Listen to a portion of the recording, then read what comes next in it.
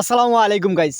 আজ কোনো মাত নাই, আজ কোনো কথা নাই। আজ সর্বপ্রথম দেখাই কিতার লাগি ইব্রাহিম আর মুক্তায় রাস্তাত বইয়া খান্দা। তারা কিতার লাগি খান্দে কেনে রে ইব্রাহিম আর মুক্তা দেখি শুনি যাইন তোমরা কিতার লাগি খান্দো একটু কথা কৌসাইন। আমার লগে আমার দর্শকগুলো দেখা যেন তোমরা খান্ডায় কিতার লাগিয়া। আসসালামু আলাইকুম প্রিয় দেশবাসী। আসলে আমরা বিগত কয়েকদিন আগে কিছু ভিডিও আপলোড করছিলাম সোশ্যাল মিডিয়ায়, যেগুলা ইসলামের বিরুদ্ধে যায়। আমরা বিষয়টা বুঝতে পারি নাই।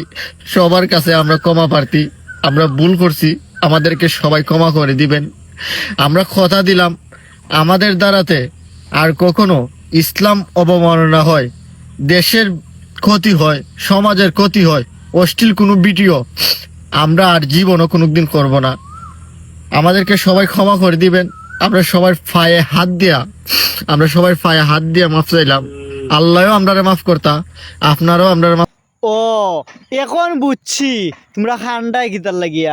আচ্ছা রে ইব্রাহিম, আচ্ছা রে মুক্তা, একটা বারো কিতাবে তোমরা মাথার চিন্তা ভাবনা আইলো না নি। আসলে আমি যে এই ভিডিওটা বানাইলাম আর ভিডিওটা আপলোড করার পরে এই মানুষের মধ্যে আমরা লইয়া কিতা চিন্তা ভাবনা আইব আর আমরারে তারা কোন জায়গাত নিয়ে পৌঁছাইতে পারে, একটাবার কিতা চিন্তা ভাবনা আইলো না নিবে। এই এই ইব্রাহিম, এই মুক্তা,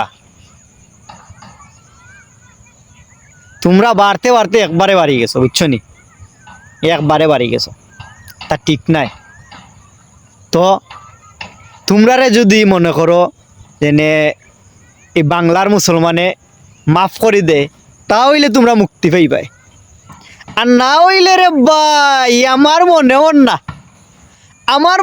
না স্বপ্নর বাড়ি আর স্বপ্নর ঘরের মতন তোমরা ক্ষমা পাইবাই করিয়া। একটাবার কিতা চিন্তা করলে নানি যেনে মুসলমানের খলজা তার দিয়ে তুই ভিডিও বানারে। এই মুক্তা, তুই নো কস আমার স্বপ্নর বাড়ি, এগুলো তোর স্বপ্নর বাড়ির মতন কিতা খালি ভিডিও বানাইলেই লই জীবন। স্বপ্নর বাড়ির মতন খালি কিতা বেটি ভিডিও বানাইলেই বই নি গো। মই তোমার খালি স্বপ্নর বাড়ির মতন ভিডিও বানাইলেই লই জীবনী। একটাবার চিন্তা ভাবনা করিও কোন জিনিসও হাত দেরায়, কোন জিনিসও না, বুঝছো নি? আর এমলান ভুল করিও না, যদি এমলান ভুল করো তে আর বুঝরাই তো কোনো এখানো গিয়া দাঁড়াইবাই, এখানোর হিসাব পরে লইবাই, বুঝছো নি? আর করিও না গোমাই, ভালো থাকো, সুস্থ থাকো। আসলে গাইজ ভিডিওটা আপনারা সামনে তুলিয়া ধরলাম।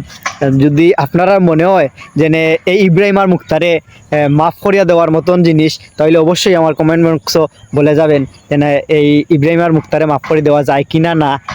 আর ভিডিওটা আরও মানুষের কাছে পৌঁছাইয়া দেওয়ার একটু চিন্তা ভাবনা করবেন, যেমন সব মানুষ এই ভিডিওটা দেখতে পারে।